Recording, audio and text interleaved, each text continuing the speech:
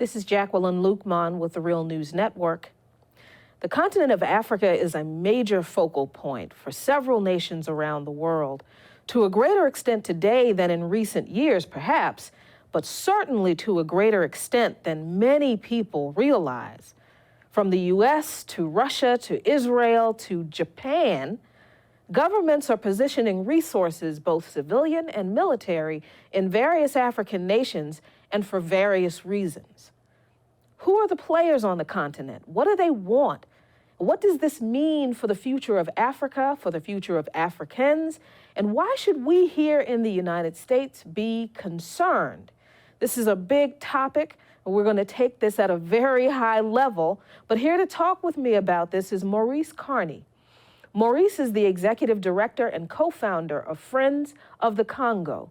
He's fought along Congolese human rights activists for nearly 20 years in the pursuit of peace and justice in the Congo. Maurice, thank you so much for joining me today. My pleasure.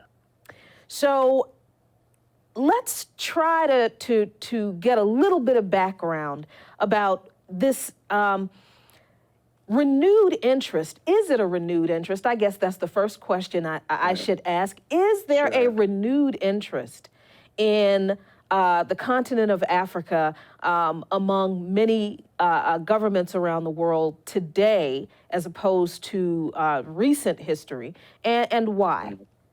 Sure. In fact, the interest in the African continent by foreign powers stretch back, as you know, some 500 years with the advent of the European slave trade, with the extraction of millions of Africans to feed the capitalist project in the so-called New World.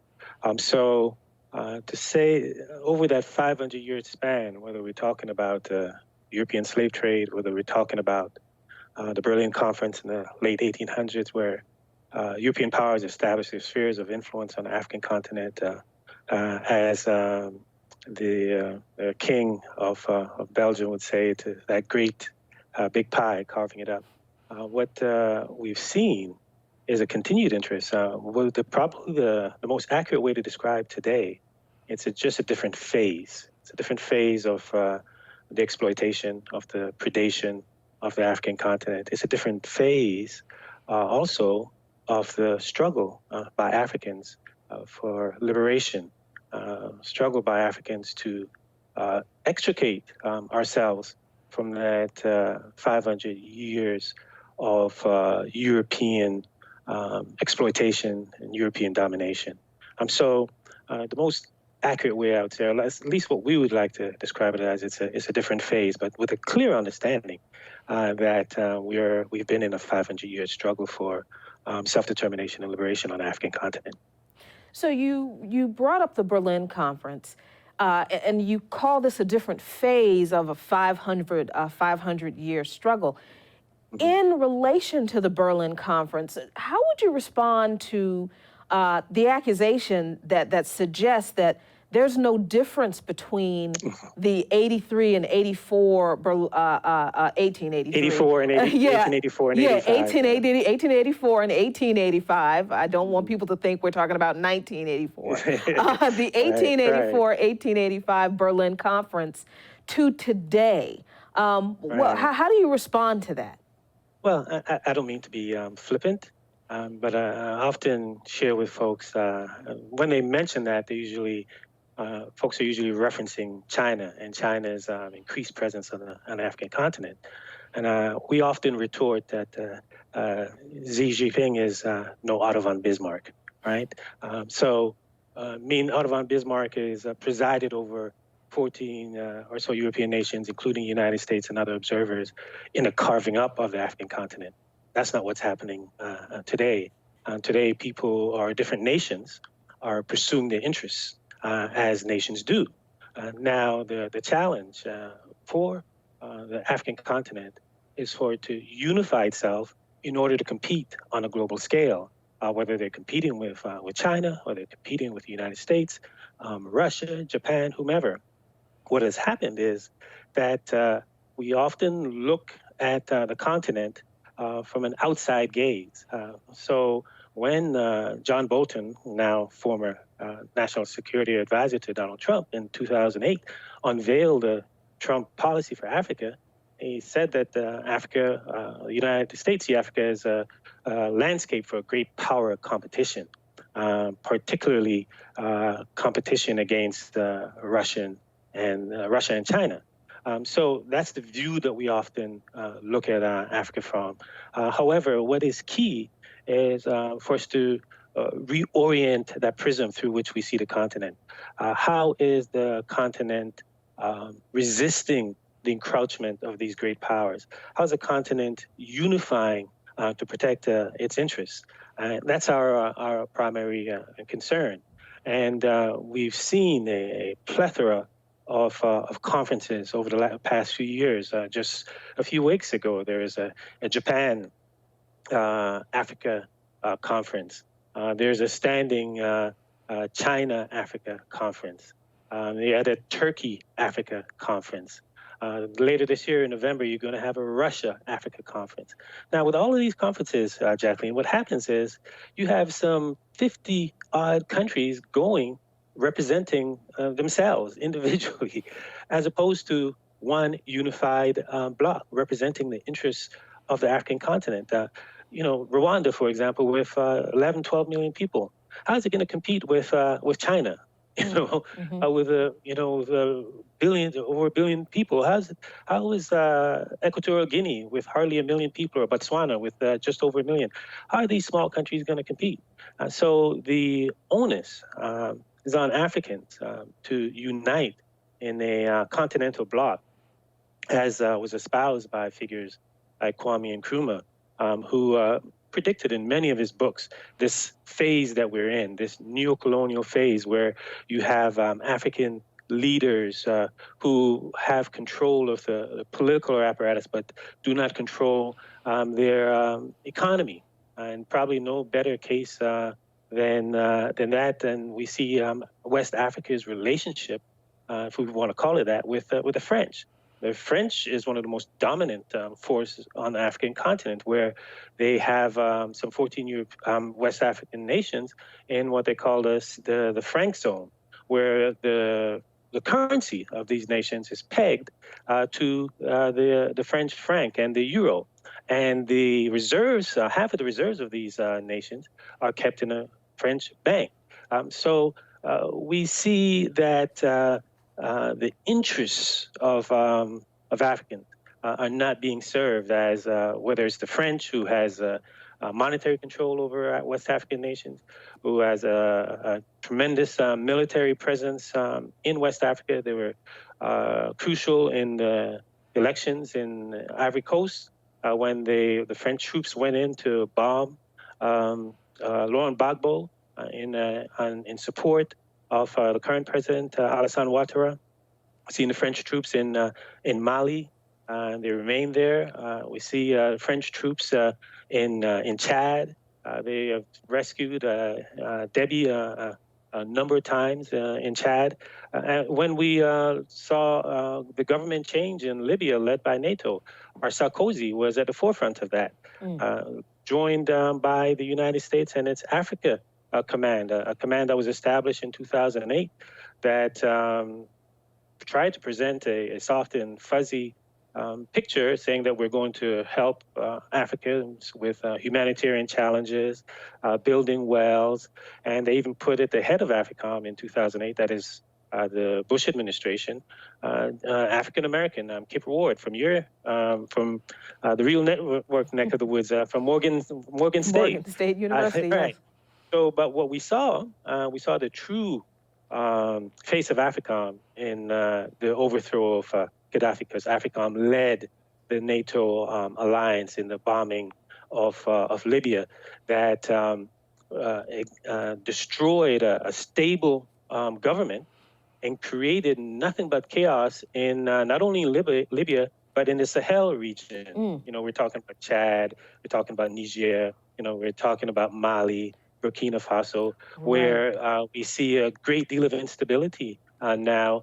And the United States say, well, we're there to fight terrorism. But what has happened Jacqueline, if you observe the U.S. presence just objectively, right, just an objective observer, from 2008 to the present, U.S. military presence on the African continent has increased almost 2,000%.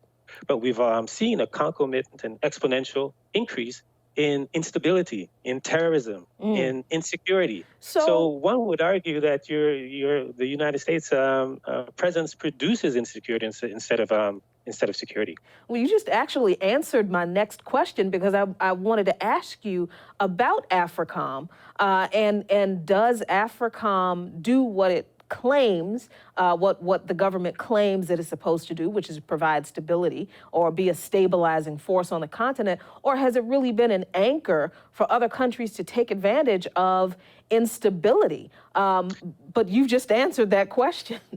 Yeah, and also we also have to look at the African Command, which was roundly rejected by almost all African nations, because the African Command wanted to establish a military bases on the African continent. Only one country was in agreement with that. That was Liberia, but all the other African countries rejected it. But we have to look at AFRICOM in the context of the increasing Chinese influence on the African continent, where China is invested tremendously economically in the African continent, to the point where neither Europe nor the United States can compete on the economic plane with China. The equalizer for the United States, of course, to protect its strategic interests on the African continent is its military. So that's probably the best way to look at why AFRICOM is there. It's there to protect its strategic interests. And just think about it. Of all the needs that we see on the African continent, if we were to list all of the needs, right, military support wouldn't crack the top 1,000, right? If you were really interested in Africa and assisting Africa, then you'd be investing in infrastructure, right? You'd be providing support for education, for health, clean water.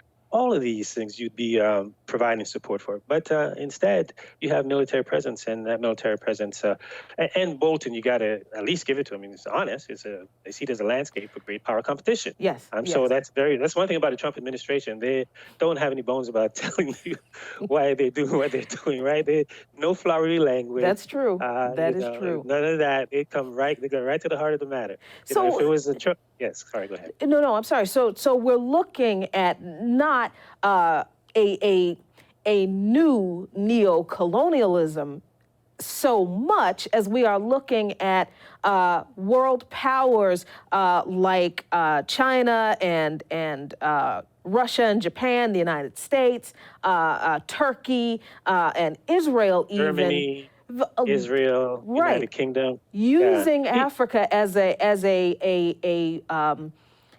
a base of operations to compete with and challenge each other on a resource and a trade scale, but also militarily and strategically. Strategically, diplomatically. That's why we say it's the latest phase, right? The latest phase of the great power competition for Africa. And we have to remember, this is really important, especially for your viewing audience, Africa is the richest continent on the planet. Why is that? Why is that? In terms of its natural resources, you just name it, Africa has it. We look at Congo, for example, it has 60% of the world's reserve of cobalt. Cobalt is vital for the U.S. military industry, aerospace industry, for the burgeoning green energy sector, whether we're talking about battery cells for solar energy, batteries for your electric cars, you name it. Another key resource, coltan. Congo is about 64% of the world reserve. It's key for electronic devices, your cell phones, video cameras, laptop, you name it. In South Africa, 90% of the world's reserve of platinum. Key for a catalytic converter for the auto industry. In Guinea, they call Guinea Little Congo, the bauxite that's there. Russia has been there a long time at getting access to bauxite. In Niger, I don't know if your viewing audience may remember back when the U.S. was making an argument for invading Iraq. They talked about yellow cake coming from uranium coming from Niger. Yes. Uranium in Niger is a key strategic resource, especially for the French. So you just name it. Africa has everything And it's a rich continent. As Walter Rodney lays out in his classic work, how Europe underdeveloped Africa, it's the plundering of the African continent that leaves Africans impoverished and dependent. However, the picture that's presented to us is that Africa is in need. We need to provide aid. And if you don't do as the West says, we're going to cut aid. Well, really what happens, Jacqueline, is you have maybe tens of millions of dollars coming through the front door in terms of aid, but you have hundreds of billions of dollars going out the back door through plunder. And that's what we see these nations are there for. They're there, the Chinese are there for the cobalt. The minerals from Congo has made that, from Africa overall has made that possible.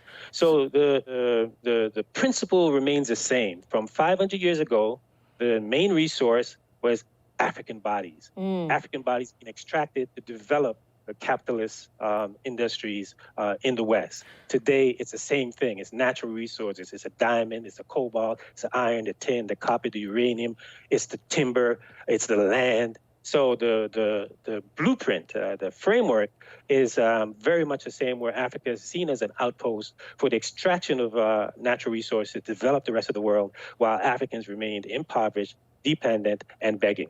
So this brings to mind two questions that I want to ask you. One is, how do Africans benefit, or if they benefit, from this richness in resources they have that all these countries want? Like, how does trade translate into benefit for Africans who are the owners, allegedly, of these resources? Or how are these resources controlled through trade and commerce from the continent to these countries that are coming into Africa to extract them?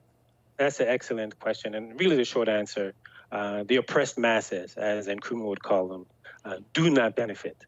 We're in a neo-colonial environment with compradors, meaning leaders who are serving the interests of foreign or finance capital. So the small elite at the top who function really as rent seekers. A classic case we see in Djibouti. They're collecting rent for military bases being there, collecting rent from the Chinese, collecting rent from the French, collecting rent from the US. So you have these elites, these neo-colonial leaders who have been put in place because a tremendous amount of violence was waged against the true African patriots, like Lumumba being assassinated by the Belgians, or Moumé being assassinated by the French from the Cameroon, or Nkrumah being overthrown with the backing of the backing of the CIA. Or even if we look at probably the latest case, classic case in Burkina Faso, where we saw how a true patriot functions on the African continent with Thomas Sankara, the investment that he made in infrastructure and women, and getting women involved in the economy and the larger society in a constructive way, and protecting the environment, in building roads. So he was operating in the interests of the masses of Africans. And then any African leader that does that is a dangerous African leader and must be gotten rid of. And the French did that by using one of its clients, Blaise Compaoré, to eradicate Thomas Sankara. So that's really the blueprint that we see, where the elite, Jacqueline, the compradors, they benefit. They have the chalets in Switzerland, like Paul Biya, for example, the leader of Cameroon, who is basically a part-time president of the Cameroon. He spends the bulk of his time in Europe. So they function, these elites function to serve Western interests or global interests, and not the interests of their own people. And one sign of this, Jacqueline, to see how these elites function, is look at when they get sick. When they get sick, they do not go to hospitals in their own country. So Bongo, when he got sick in Gabon, he wasn't going to a hospital in Gabon. He went overseas. Buhari in Nigeria, he got sick. He wasn't going to a Nigerian hospital. He was in England. Biya in Cameroon, he's in Switzerland. So they do not, the compradors, these agents of neocolonialism, are not there to serve the interests of Africans. They don't even serve their own interests, because they can't even develop a hospital to take care of themselves or their children when they get sick. Because so they ship out. Because that's not their focus. That's not their interest. Their Right. interest is to collect rent from the great powers and basically reign over the people and keep the population in check. And just let me say this quickly. Another way this plays out is that this increased militarization of the African continent, what happens also is you see the United States in particular providing military equipment to these African leaders, ostensibly to fight terrorism. But what the African leaders do is they utilize that equipment in order to crush their population, in order to keep their population in check. And some of them who were trained by some of these military leaders were trained by the United States, they wind up fomenting coups like we saw in Mali in 2012 and we saw in 2015 in Burkina Faso. These are AFRICOM-trained figures who actually initiated coups against sitting governments. So we've got a lot of conflating issues from this 500 years of colonial and now neo-colonial involvement on the continent. We have issues of trade. We have issues of militarism. We have issues of crony capitalism, the installation of comprador classes to control the masses of people, working class and poor people on the continent. All of that, especially when we're talking about the resources that are needed by the rest of the world, well, let's just keep it to the United States, in regard to trade between the U.S. and African nations. So that brings me to my last question. We're in the midst of this so-called Democratic primary race. Since these issues that exist on the continent do relate directly to, let's just say, trade policy and military policy, all just singularly, those two issues. Or even the environment. Yes, yes, because the Green New Deal is important now. It's being discussed, but we cannot discuss the Green New Deal, it seems that you are saying, without talking about policy in regard to the resources that are needed that come from the continent of Africa. So how do we how do these issues gain more attention as part of this national electoral discussion, especially since only something like 22 minutes have been developed, devoted rather to foreign policy, little bit more as of last night in the debates? How do we get these issues raised to American elected officials? Right. I think to answer your question directly, the strategy that's being taken by the Black Alliance for Peace and laying out a strategy document calling on Democratic Party people and Republicans and those running for office to respond to policy positions laid out.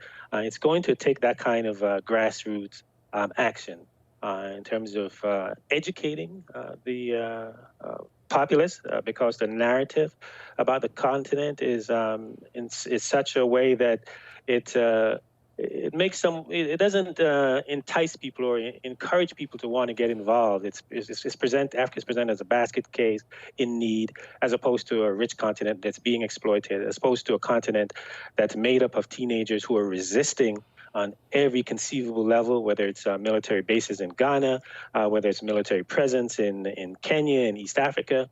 That's one of the stories that I hope that comes out of this interview. The key points, Jacqueline, is the tremendous resistance that we see from African youth, from African grassroots organizations.